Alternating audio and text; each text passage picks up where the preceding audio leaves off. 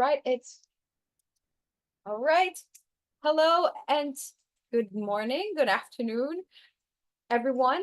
Welcome to today's digital learning series. I'm Borj, head of programs for Grow Asia, and I'll be your host for today's exciting session.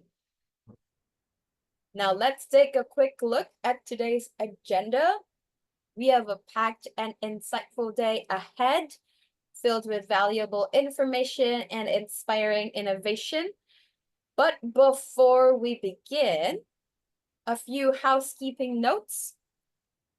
We are in a webinar environment, so we don't necessarily see everyone, but you can see us. So please use the Q&A box at the bottom of your screen to ask questions in the duration of this session today. For any technical issues, you can chat with us. You can use a chat function or email Ranti, who has graciously offered herself to be a representative for that. You can contact Ranti at ranti@growasia.org. And this webinar is recorded and will be shared publicly after this session. So in case you're in a hurry and you miss some parts, you can definitely look at the session again at your own convenience. Let's start today with a quick poll to see which organizations or what type of organization are present here today. You'll see a selection on your screen, whether you're a startup, investor, other private sector partners, civil society organization or NGO, government, from the academic institution or others. You can select that in the screen. Let's just wait for that to kick in. I'm just energizing to know that we do have participants in the room. I'll pause for 3 seconds to let you select your organization. All right, I think that's it. Let's close that poll. And we have a lot of our NGO and civil society organization partners with us today, as well as some of our private sector and startup partners. Thank you all for joining us.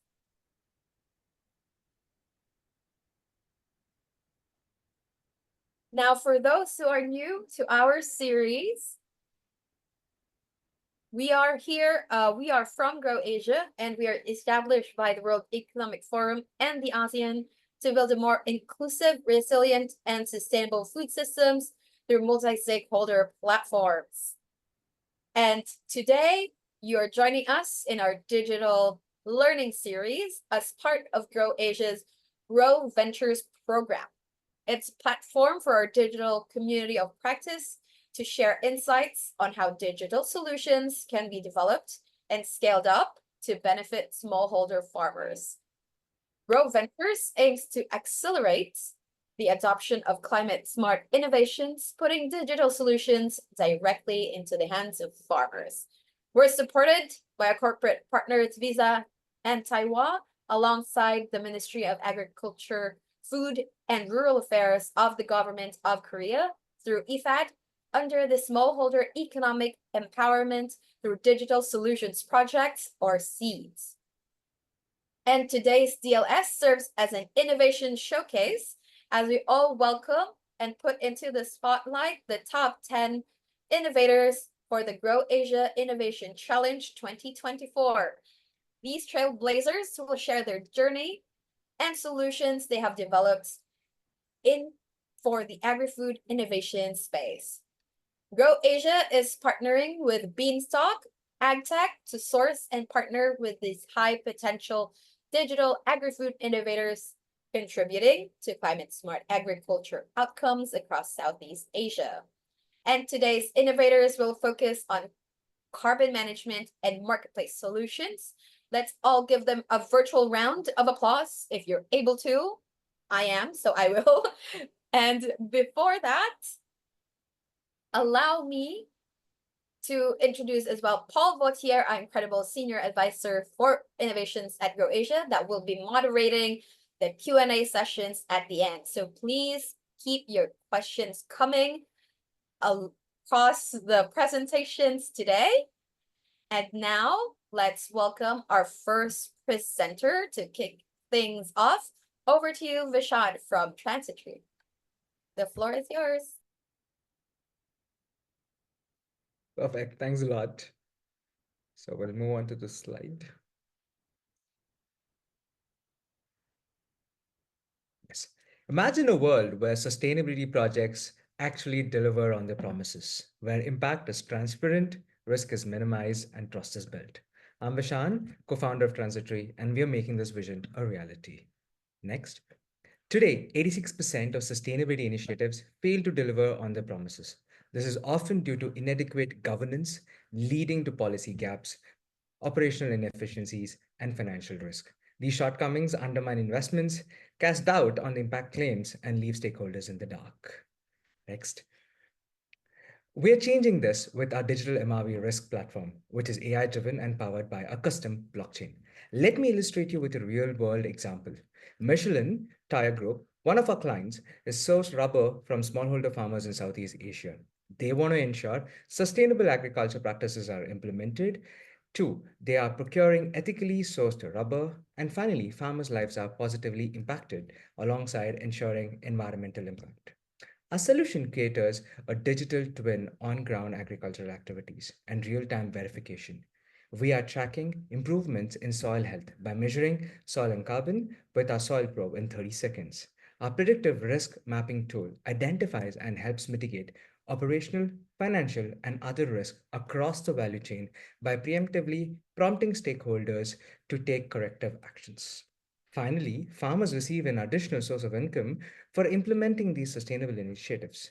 This was achieved by driving a higher price of the commodity sold by the farmer. Not to forget the auditing capabilities built within the system to support external and internal audit to cater compliance and certification. But here's where it gets exciting. Any stakeholder anywhere in the world can trace these initiatives through a simple QR code generated by our platform. This level of transparency and traceability is unprecedented. Next, our comprehensive platform offers a digital MRV, traceability and audit as a service, ESG compliance tools, geospatial analysis, AI powered assessments and chatbots, identity as a service with robust data privacy. All services are available as plug and play modules with custom integration. Next. Unlike others, we gather first party data, allowing us to build powerful predictive risk models. This empowers you to manage your entire sustainability portfolio and showcase real impact. Next. We are currently offering our services in a tier based approach, and these are as per the likings of each corporate or each likewise the organization would go about. Next. Our success speaks for itself. We are operational in 5 different countries, managing 5 million hectares of land with an annual recurring revenue of $1.4 million. We have raised our pre seed funding from top tier VCs in Southeast Asia and India, and we are working with global giants like Michelin, Veolia, Sapa on projects such as biochar, green hydrogen, and sustainable agriculture, which we have generated 6.4 million carbon credits. By the way, these credits are available for purchase as of today. Our funding team, also, by the way, next. Our founding team brings a wealth of experience in venture building, sustainable agriculture, and risk modeling approaches. Next. Our proposal here is that we have an access to over 1 plus million hectares of land of rice farm fields with the support of IRI, combined with our technology, which measures carbon in soil in situ in a matter of seconds, improved gas sampling methods, and trace case analysis, as we understand these are critical in nature to showcase environmental impact. Our ask here is twofold. Number one, funding to implement this technology in Vietnam and Cambodia, and to partner with large commodity organizations like Taiba. Next. Whether you're an investor, a potential client, or an interested in purchasing our carbon credits, let's connect. And thank you for your time. Wonderful. Thank you, Vishan, for sharing that presentation. And aren't you onto an exciting theme at the moment? And I think there's a lot of interest in transparency around carbon projects, and I think a great deal of demand for that service. I wanted to ask you about the tension between digital solutions and on the ground. So in the world of carbon projects, I think we'd all like to be able to sit at a computer monitor and monitor projects using satellites. But we do need people on the ground to go and talk to farmers and monitor what's actually happening. But having people go out and do things is expensive and time consuming. How scalable are solutions like this, given there is a need, I guess, to have boots on the ground to make monitoring happen? Yes, Paul, you're absolutely right. These are time-consuming processes. When we're looking at carbon projects, we are looking at number one, we're looking at scalability and credibility. What is really most important? What we have learned over the past 5 or 6 years, credibility of a particular data set for a carbon project is more initially required, and then you look at scalability of a given project. So to achieve this, the only way to look at this is that in the first few 1 to 3 years, where you're onboarding a lot of these smallholders farmers, yes, it's a pretty intensive process. You need to have a lot of people on ground to be able to onboard the farmers. Number one, capture the baseline data. And when it comes to rice as well, it's specifically about how accurately are you capture these gases, and then you're analyzing it, and then you're publishing these data sets, right? These are really important the initial days, but as time moves on, 3+ years, this becomes absolutely scalable. So you can monitor these farmers, because once they have this particular learning curve of what needs to be done, that's the beauty of the product, and it scales by itself. But what needs to be understood is that as much as digital solutions are available today, if it is not farmer friendly, or I would put it across saying that if it's not segmented to a particular region, then it will fall through the cracks. So hence what we have done is we approach it in a beautiful manner, where all of these solutions that we're offering today, it's a plug and play module. And this is designed specifically from a farmer's perspective to help smallholder farmers to be onboarded. And we tested it, by the way, yeah. Wonderful. Thanks, Vishan. I think it's really interesting that on-the-ground presence is required as a project starts. And then hopefully over time, it becomes more scalable by virtue of being able to migrate the relationship over to a digital one. I think an interesting insight. And I'll pass over to our next presentation. I've got some more questions for you during the panel. Thanks, Vishan.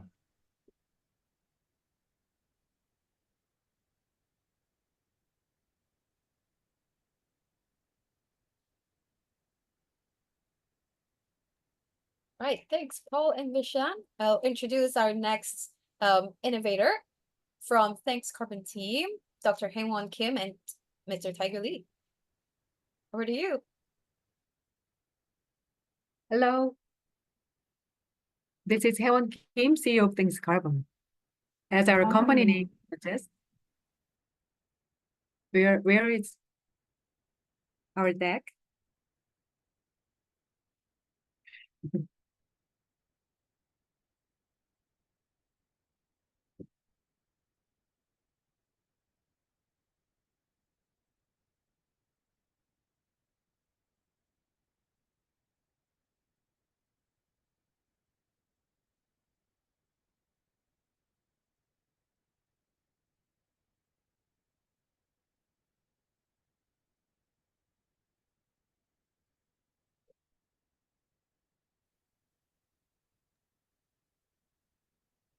Apologies for that. Go ahead, Dr. Haewon. Hello, this is Haewon Kim, CEO of Thanks Carbon. Next. As our company name suggests, we focus on soil as a solution to the climate crisis. Carbon itself isn't the problem, it's the excess in the atmosphere. Our mission is to help carbon return to where it belongs. When carbon is in the right place, trees, forests, and many crops can thrive because of it. They are grateful for carbon. And that's why we are called Thanks Carbon. Next. Before founding the company, my co-founder and I were producers.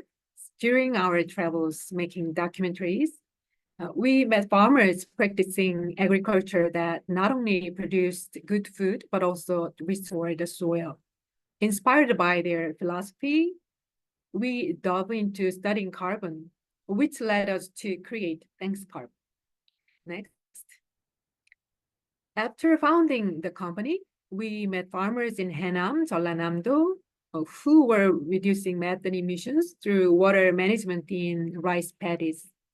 Korea aims to convert 400,000 hectares of rice paddies by 2030. Next. 최정님 같은 경우에는 Next, please. And this is key to its and its goals. By shifting farming practices, farmers can earn carbon credits, providing financial incentives for decarbonization. Next, please. We realized that transitioning global rice cultivation areas could create a carbon credits market worth up to $6 billion. Next, please. Next, please. While the market potential is impressive, it could remain out of reach unless we develop the technology to ensure scientific verification and economic feasibility. This is why we grew into a climate tech company. Our CTO, Tiger, who played a key role in making this vision a reality, will now explain the challenge we've identified and solutions we've developed. Hi, Tiger. Hi. Hello, I'm Tiger, the CTO of the Thanks Carbon. I will briefly introduce our technology and project from now on. Please, next.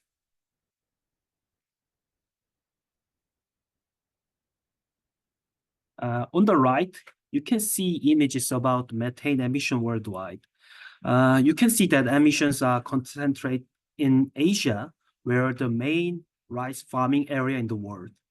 The continuous flooding method is rice farming kept fields flooded, creating anaerobic conditions.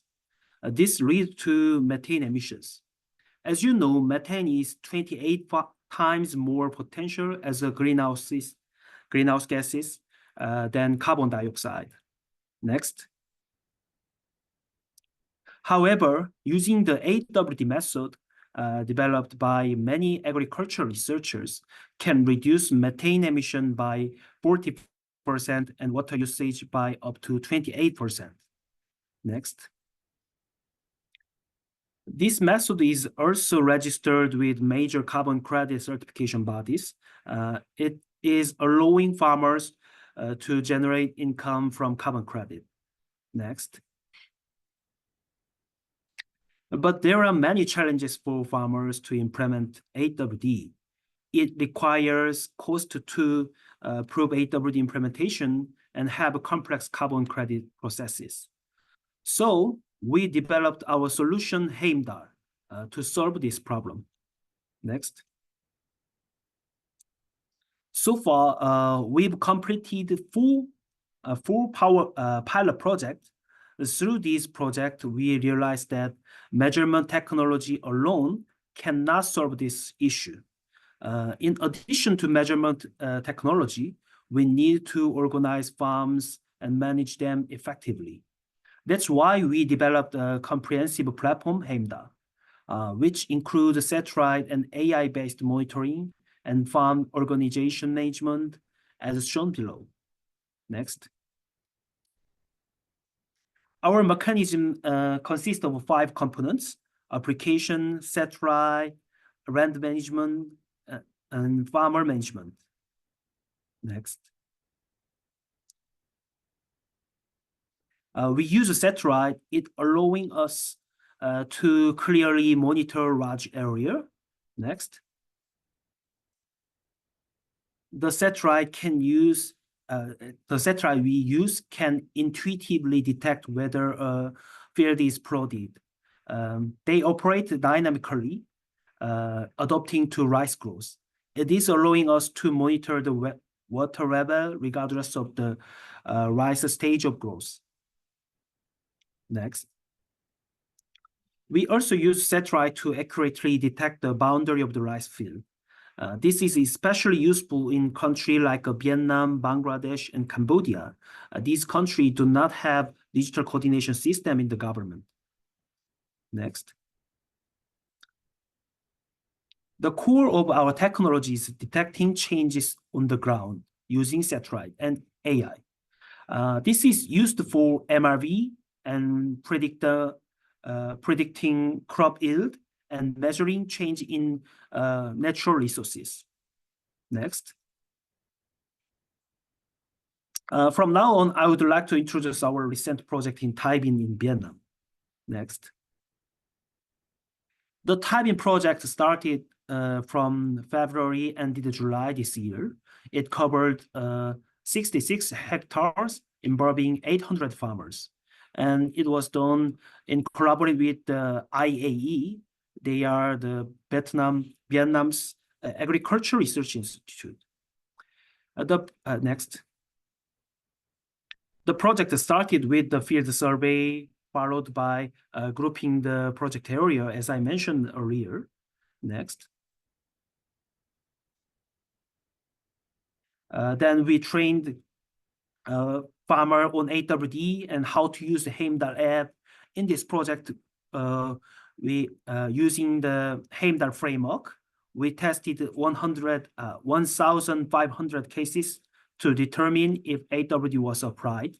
It achieved 97% accuracy. From our full project, we learned that simply providing measurement technology is not enough to have farmers adopt AWD and gain its benefit.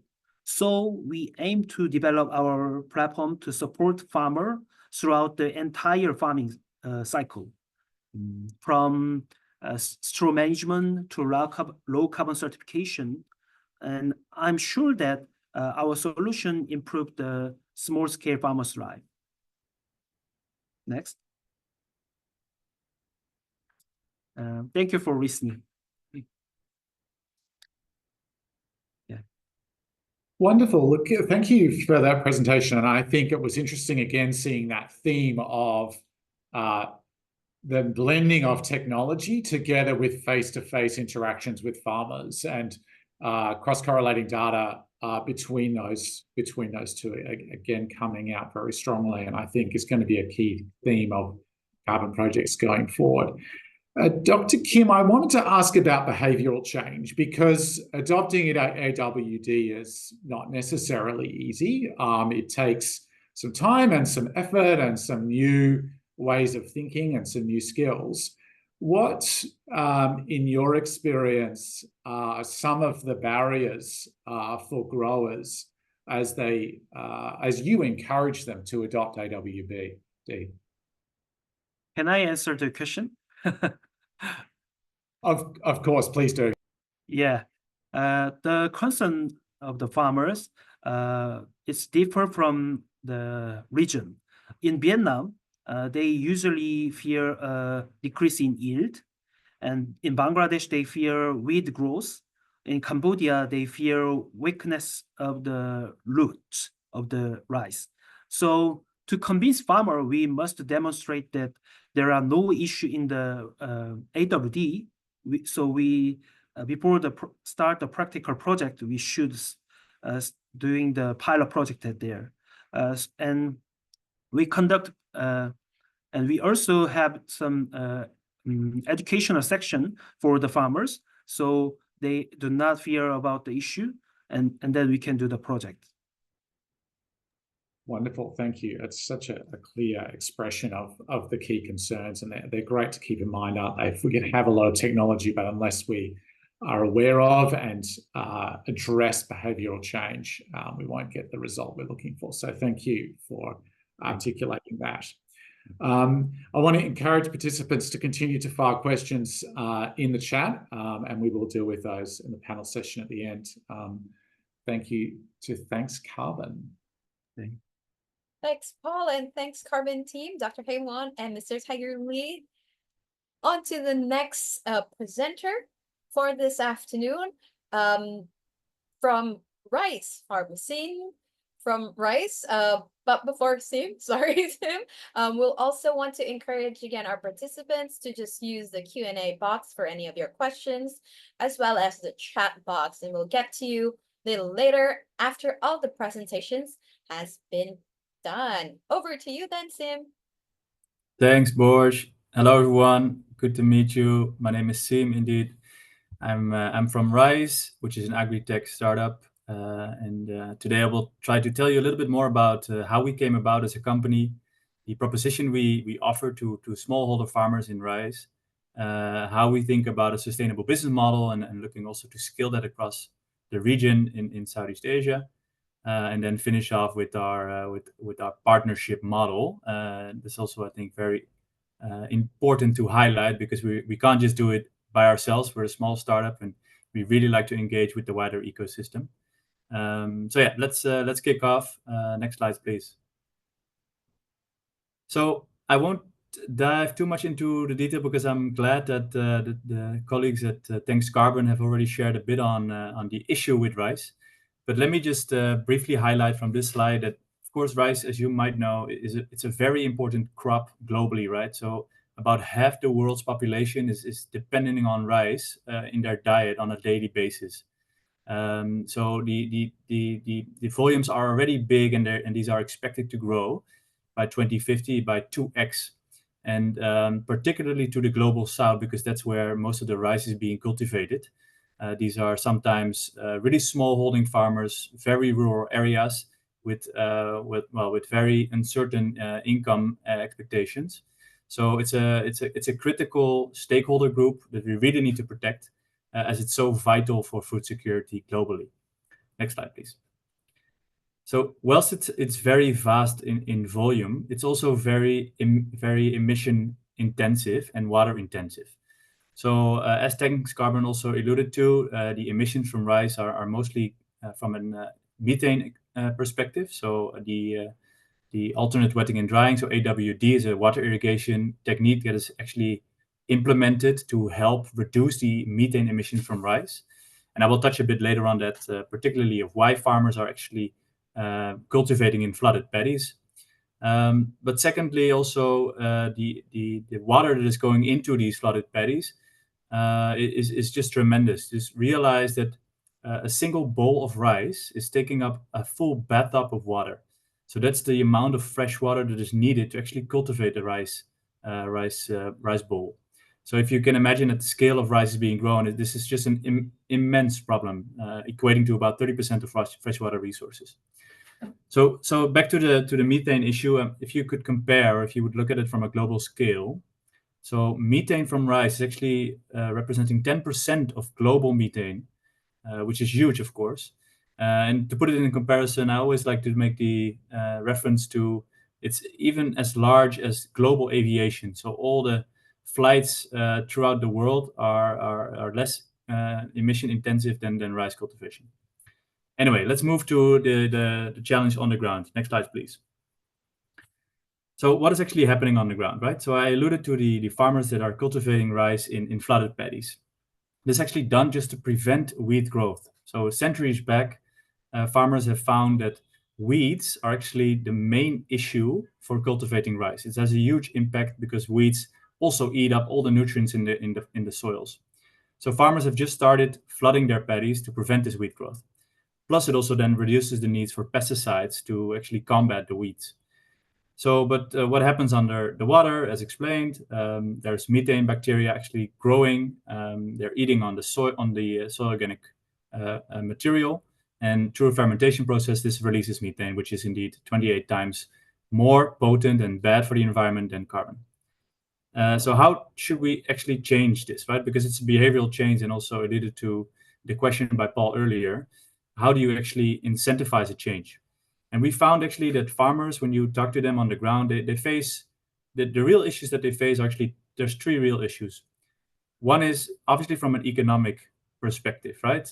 Farmers are often not really conscious that their fields are emitting so many methane, and they're not so easily handhold it into making a change of this behavior, because they've been doing this for centuries, and they know that if they flood the paddy, they will get a good yield at harvest. So the first thing really starts in showcasing them and showing that this practice now actually equates to a lot of emissions for the environment. But the practice that could be implemented, or AWD, could also help in improving yield. Just to give you a clear example, and then I'll move on. Because what happens if you reduce the amount of water, the rice plant will actually, the root of the plant will actually start growing, because it's in search of water if you reduce the water for a certain amount of days. So this root growth, when you then reapply water, will actually absorb more water, which will lead to more plant growth and actually more yield. So there's actually benefits economically if you apply AWD rather than just reducing the amount of methane, which is already significant. Studies show that about 50% of methane can be reduced by applying AWD, but not too many farmers know that this could also have productivity benefits. Next slide, please. So what we've designed is, next slide. Yeah. So what we've designed is actually a way or a mission of our company of transforming the whole, transforming the whole rice value chain to a more sustainable food source. But at the same time, we also want to improve livelihoods of farmers.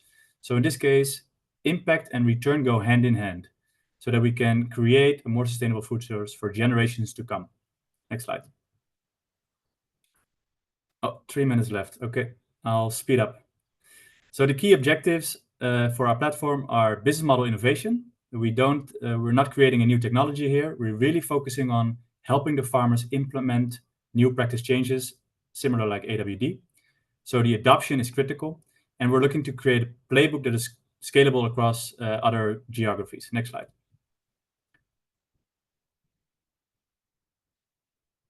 So the platform is actually, there's 4 key attributes. On the left-hand side, we bring in innovation and financial services. We supply cost-effective agri-inputs to the farmer. We have a built tech-enabled agronomy. So because we believe to help farmers, we need to focus on the agronomists, so the agri-advisors. And we all measure and report this through our MRV system. Next slide.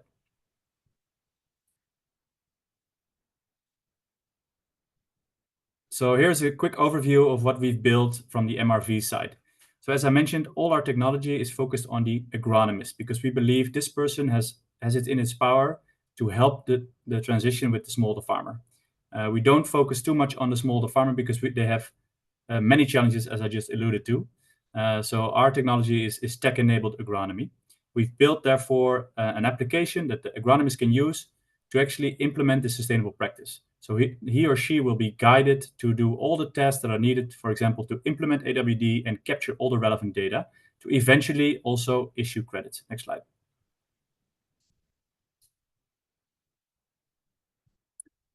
So we're focused on many of the SDGs, as I just mentioned earlier. We're backed by in-class investors, best in class. So Breakthrough Energy Ventures, Gen Zero, Temasek, and Wavemaker Impact, which is our venture builder.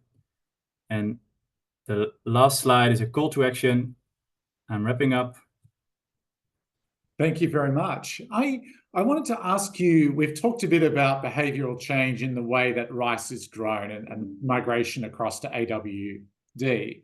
But I wanted to ask you about digital literacy as well. So you're relying on the agronomist, you said that. Have you found that the agronomists you work with are readily adopting mobile apps and digital communication? Or is that, how do you find the digital literacy barrier in your work? Yeah, so good question. And we've put a lot of thought to this, right? Because we're essentially helping to get, new solutions, new applications to the agronomist. We actually found it differs obviously per geo. If we look at Vietnam specifically, I think Vietnam has one of the highest digital penetration rates in Southeast Asia. So the population is very young. They're very used to actually using applications. So we don't really see an issue with digital literacy at the agronomist level. Obviously, the farmer level is different. If you look at the farmer characteristics, these are often people that are 50, 60 years old and don't fully rely on smartphones. They usually have smartphones at the household level. So one of their kids will have a smartphone. So, but the agronomist level, that's the person we focus on. These are often, well, we recruit junior and senior agronomists. So junior agronomists could be people right out of university, which are very digital literate. Financial literacy, on the other hand, is a different thing, but we can talk about that in another time. Right. Thank you very much for your insights, and thanks for your presentation. Look forward to the panel. Thanks, Paul. Thank you so much, Paul and Sam. I think the questions so far are really, really interesting. And now let's move on to our next presenter from Sagri. Tin, over to you. Thank you. Hello, everybody. My name is Tien, and I'm a business development manager of Sagri, based in Ho Chi Minh City, Vietnam. So today I will give you a little bit about our company and what solution we provide. So next, please. So Sagri, we are Japanese companies with a focus on agricultural data service and a platform company that helps to promote sustainable agriculture processes and to have the smaller farmers across the Asia Pacific region to increase their income. So we use the satellite data, include with the weather and soil data, into the actionable insights for credit creation, intelligent farming, and soil health check, for carbon offset analysis and optimizing the agricultural practice. Next, please.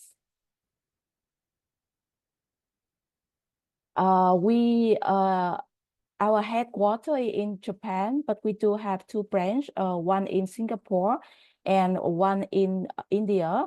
Now we are very focused on Asian market. We do have some technology to introduce. First technology is the AI polygon, where applied broadly in Japan. It has to automatically detect the farmland boundary. Next, please.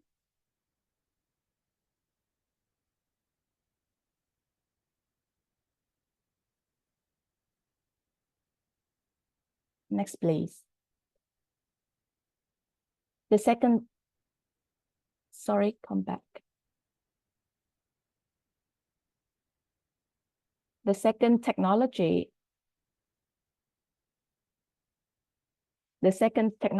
is a satellite-based soil analysis. So we make the soil condition visible to farmers. With the historical data and satellite data, we can analyze the soil health automatically, which it can have 10 times cheaper and 10 times faster. It also can contribute in monitoring and have the farmer increase their productivity. Based on this data, we also provide the advisory in the cultivation as well. Next, please. And we focus in some data, includes the pH, the CEC, and the nitrogen, and the carbon, the soil carbon. Next, please.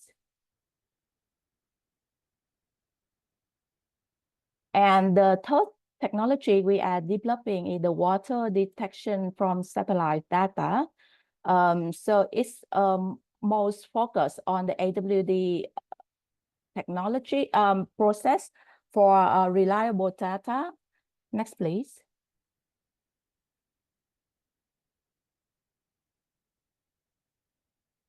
So in Asia, in Asian market, we do focus in two main products. One is the soil analysis service, and the second is the carbon credits project, where we cooperate with some purchaser from Japan or other markets and connect them directly with our local partners and farmers from the cooperatives to reach the highest selling price, and also to maximize the carbon credit can generate it. Also, the side work, we can do also the GHG checking as well. Next, please. So next, I will introduce some projects that we are currently do in Asian market and especially in ASEAN one. Firstly, we cooperation with Japan Math. We had been mentioned in the Midori Cooperation Plan, focus in the Asian countries. Next, please. We also showcase in the international conference such as the COP28. Next, please. We are very focused in Vietnamese market, where we are currently doing 2 projects. First is the voluntary carbon credit in sugarcane in Thanh Hóa, where we involve around 4,000 farmers with 10,000 hectares of sugar canes. And the second project is the GCM carbon credits in Mekong Delta. So we cooperate with the Cần Thơ University and now are doing the POC in 4 provinces, which is very focused for rice production in Vietnam and specific in Mekong Delta region. Next, please. In Philippines, which is a first country of GCM for AWD as well, we also have developed the business related to the satellite-based soil analysis pilot, and also do the GCM AWD project to develop the satellite water detection technology. Next, please.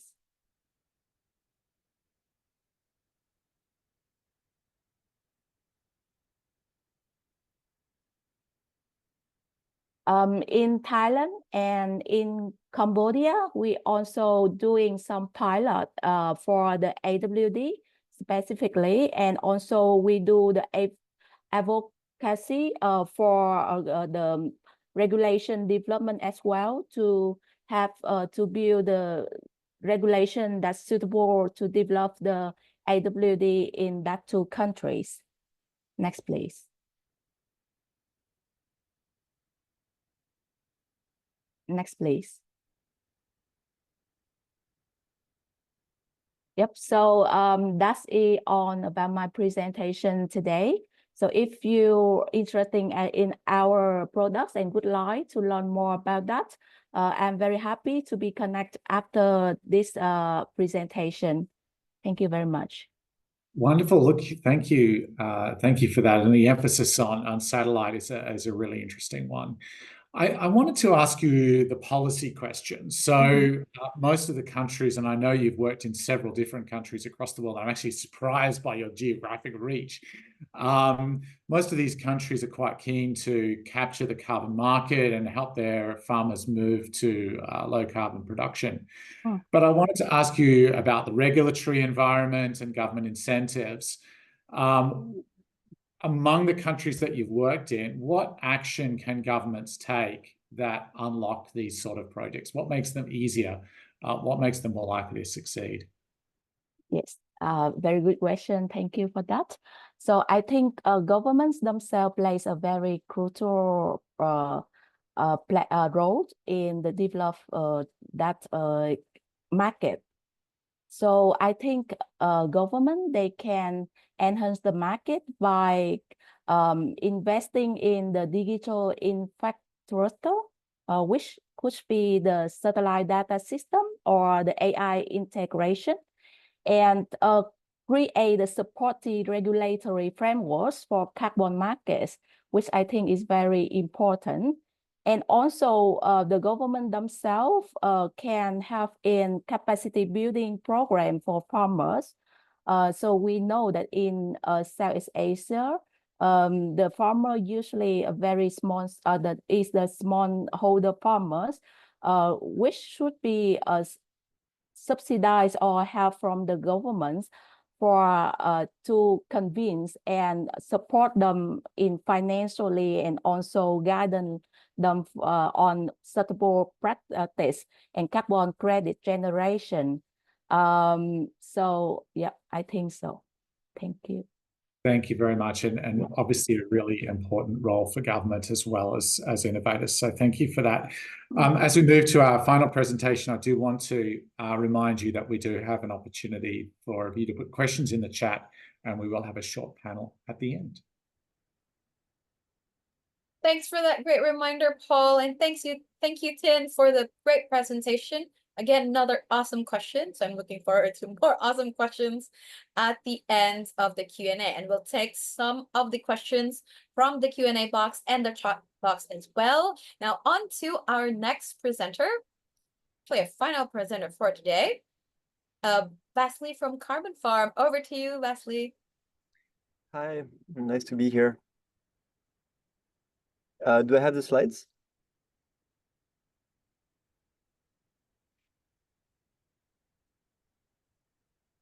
Sorry, can you hear me?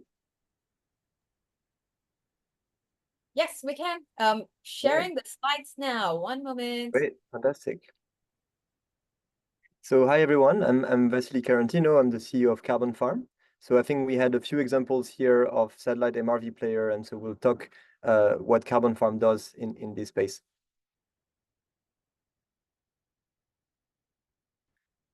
So, sorry, are the slides loading? There you go. Next, please. All right, so I think we had a number of discussions around rice and why it's important to focus on those emissions. So at the very high level, right, it's 12% of the world's methane emissions, and there are sustainable ways to grow rice that reduce emissions by half, reduce water usage by 30%, while increasing the resilience and without impacting the yields.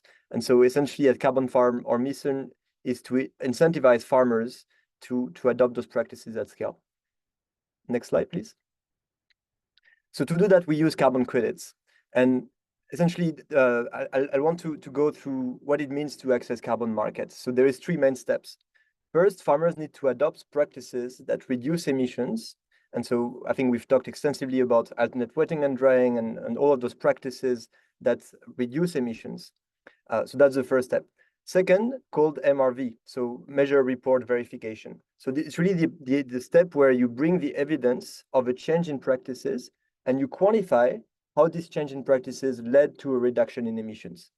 So this is really the step where you submit those evidence to a carbon registry, who would then essentially assess the quality of a project and allow you to generate the carbon credits. And the third step is obviously to sell the credits on voluntary carbon markets and generate additional revenues to farmers. Next slide, please. So at Carbon Farm, we are the leading MRV player for rice. We are fully dedicated to the rice culture. We have a team of 15 people in three countries. We're present in France, in Vietnam, and in Indonesia. And we are working in 7 countries. So our main countries being Vietnam, India, we work in Cambodia, we're working in West Africa as well. So we work very closely to academia. We work with IRI, we work with Cornell University, we work with the European Space Agency. And we've also developed close relationship with the carbon registry like Gold Standard or Vera. Next slide, please. So how does the model work? Essentially, when farmer adopts sustainable practices, we are using satellites and AI to verify the change from space. So we are able to verify the change in practices and quantify the reduction in emissions. Then we bring this evidence to a carbon registry like Vera, Gold Standard, or even for Article 6 transactions. And we handle the carbon certification process on behalf of our clients. Third is that we sell the credits at a premium price. Something to note is that there is all sorts of prices on carbon markets. We've seen credits sold between $2 a ton to $70 a ton. And the number one criteria of quality is MRV, is how rigorous are your carbon claims. And essentially, investing in a satellite MRV system very often pays for itself as it yields to a quite significant premium on the carbon price. And so that allows us to reverse additional revenues to the farmers. So now the question is, how do we work with the farmers? Well, we work with intermediaries. So we partner with governments or international organizations, agribusiness companies, so agri-input companies, rice traders, cooperatives, and NGOs. And so frankly, anyone that share our mission and have a connection with the farmers and are best suited to help them transition to sustainable practices can be a partner to Carbon Farm. Next slide, please. So we work with, that's I already talked about that. Next slide, please. So we, at Carbon Farm, this is an overview of our MRV system. So essentially, we monitor the practices that really leads to reduction to greenhouse gas emissions. So those are water management practices. So here on the left side of the screen, you have a GIF that really represents the irrigation throughout the season. So we're monitoring wet field, and we have a flooding index between 0 and 1, 0 being dry, 1 being flooded. So 0 is yellowish, and 1 is flooded. And so that's really the type of evidence we can have for one field, but also at scale to demonstrate the adoption of sustainable practices. And so here you can see a draining event that will happen now for 1, 2, 3, and 4 days. It floods again from the side of the farm. We also focus on the way the rice is seeded and also the way the straw is managed at the end of the season. Finally, once we have a good picture of all the practices that are implemented in one field, we establish the greenhouse gas estimation in 2 scenarios, in the baseline scenario, so before the project intervention, and after the project has started. And so that allows us to estimate the number of carbon credits that can get generated. Next slide, please. So why use Carbon Farm's technology? Well, we simplify operations at scale. So we work with projects that have 30, 40,000 farmers. So when you work at this scale, collecting information on the farming practices, even on simple things like are farmers actually farming rice, how many seasons per year, is actually very difficult. So we provide this information at scale in a very simple way.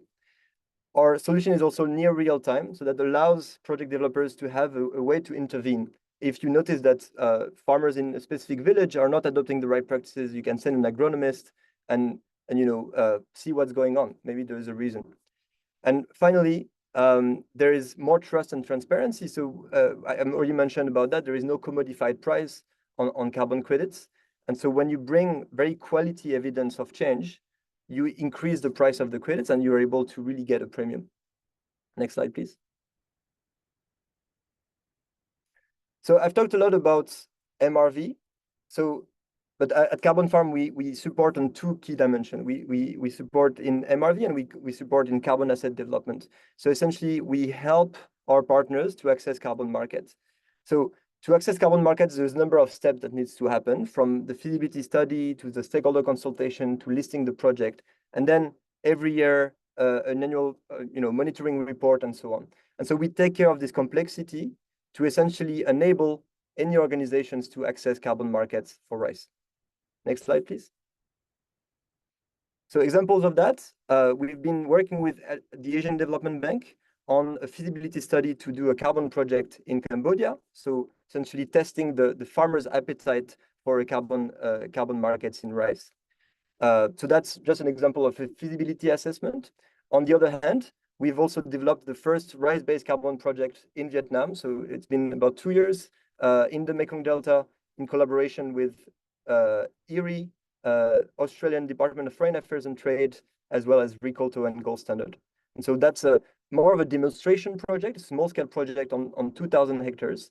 But the goal is really to demonstrate that a rice project can happen in Vietnam. And so we're very happy to partner with any organization that share our goal, be it public or private, to make sustainable rice a reality for farmers. Next slide, please. So if you are a rice producer, a trader, a project developer from a government, an NGO, or an international organization, we can help you on accessing carbon markets. So please reach out. You have my contact information here. I'd be very happy to have a conversation and see how we can support you. Happy to take any questions. Wonderful. Thank you very much for a really comprehensive presentation. I thought the use of satellite data was really interesting and a really compelling demonstration You've worked in a lot of different countries around the world. I realize you're headquartered in France and worked in a number of other places. Can you tell us a little bit about how do you deal with the challenges of working in multiple jurisdictions at one time and in different geographies? Right. So we have colleagues in different countries in Southeast Asia, in Vietnam, in Indonesia, in India. So we have a ground presence, and we mainly work through partners. So our vision is not to be the main project developer on the ground, helping farmers, adopt those sustainable practices, but really be an enabler and handle the carbon market complexities, both on the MRV side, but also on, just what it means to access carbon markets, listing the project, doing the PDD, handling the VVB audits, and so on. So for that, you don't necessarily need to be boots on the ground working with farmers. It's interesting, isn't it? So you've got technologies which are applied globally, carbon credit schemes which are applied globally, and then the specific on the ground presence that makes the actual project possible. And it's an interesting question as an industry, what is going to be a global role and consolidated globally, and what sort of things do need to be done locally. So thank you very much for that. As we transition to the panel session, and it is quite short, I did want to say thank you to all our presenters. What an exciting group of projects. And I think to be able to talk so specifically about projects that are taking the power of carbon credits and the finance that they can provide to some of the poorest farmers in our region, and the impact at the same time on methane reduction. What an exciting thing to be at the nexus of poverty alleviation and methane reduction. And there's some really interesting projects. My first question is about partnerships. And what strikes me as I hear all the presentations is the sheer complexity of what you do. So you've got behavioral change, agronomy, you've got the whole carbon market question, you've got the digital question, and all the different technical questions around particularly AWD. I want to start with the team at Thanks Carbon and to talk a little bit about your partnership with MAFRA, because I think what's going to make these projects work is partnerships. You can't do everything yourself. They're too complicated.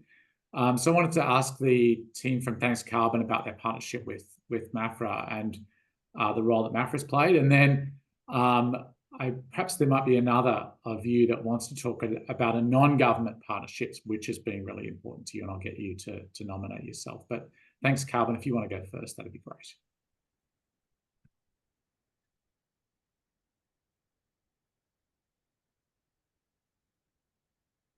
All right, we might ask one of the others of you to talk about an important partnership, whether it's government or another entity. Yeah, I'm gonna answer the question. Can I? Yeah. Usually we have a strong connection with the Korean companies like Samsung Electronics and the other big company. They need carbon credit to compensate their carbon emission. So they are our carbon credit buyer. So we are collaborate with them. And also Korean government needs to abroad emission reduction. So we are collaborate with the Korean Ministry of Agriculture. Yeah. Wonderful. So you've got the carbon buyer on one side, you've got the perhaps the agronomy skills and connection to farmers of government. Are there any other presenters from today that wanted to talk about a significant partnership that they've had beyond potentially government? Well, I can go with this. So one of the things in non-government entities, there are two things that we can forego and see. Like, for example, in smallholder farmers, having the NGO setups, as well as small, organizations which are non-government in nature, they're ready to work with projects like these become a huge gate opener, because there's a lot of OpEx cost when it comes to managing the smallholder farmers, which as an organization you don't want to get involved in. Right, that's one learning curve that you get. Number two is that when you look at, let's say, corporations, we don't ideally look at carbon credits buyers, because at the end of the day, these are commodities which will have a declining return over the couple of next years. What is more interesting is that you would want to likely partner up with organization who would bulk up the commodities and buy it at a few, forward contract rates. Now, this is very essential because for a farmer, when he trades his commodity, he needs the money at his hand.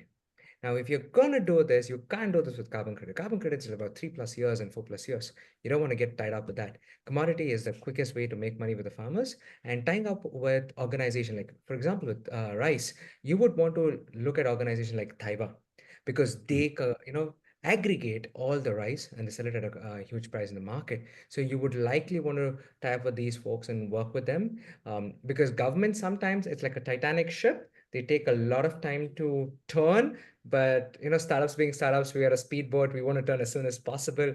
So the quickest route is always with NGOs and corporates, work sooner and faster.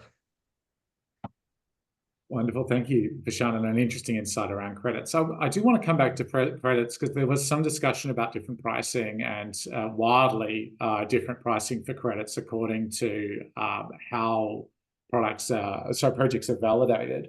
And this is a question for any of you, but what attracts the highest premium? What sort of projects and what sort of monitoring systems, in your experience, lead to the highest premiums around a project? What are buyers looking for? I'm happy to take a first Thank answer. you. So there are many different factors that influence the price of the project. The main one is the methodology that is used. So there is a number of methodologies. There is JCM, there's Article 6 with corresponding adjustment or not. There is voluntary carbon markets with gold standard and Vera. So all of those methodologies have different prices because the credits can be used for different purposes. For example, credits with corresponding adjustment can be used under the Singapore carbon tax. So that's the number one. Second dimension is really MRV. So how confident are we that the project is really having an impact on the ground? And how confident are we that a carbon credit really corresponds to a reduction in emissions? So MRV really brings this confidence and this trust to investors. And so for a project that has a very strong MRV system, it would be able to yield a quite significant premium on voluntary carbon market. The third dimension is the co-benefits and particularly on the livelihoods. So a project that help farmers benefit from additional revenues is a project and that is really sharing the revenues with smallholder farmers, is a project that would have not only an impact on greenhouse gases, but also on smallholder farmers. And so for that, it as well is able to sell at a bit of a premium as well. Thank you very much. One final question for Sagri. There's a couple of technical questions here in the Q&A around what satellites do you use and how do you deal with the impacts of weather? Yeah, can you just talk a little bit more about some of the challenges of working with satellite imagery? Yep. So from a satellite industry, it's sometimes it's difficult especially in water detection technology that we are developing, because it will require the high resolution satellite picture. So in this case, for some source of satellite data, it's not available on the area that available for that source of data. So the limited in some area in a country, for example, in Vietnam, just few area that we can achieve that data. It makes us a little bit challenging on that things. And second is we are now trying to meet the requirement of some methodology in the timeline. So for example, our technology is have some delay in the time, so it's not like real-time one data. So how can we manage the expectation and to can adapt and negotiate with the methodology developing to meet the requirement is also things that we have to face on as well. Wonderful, Yep. Really interesting, and lots of challenges there around satellite. Look, I wanted to conclude by saying thank you.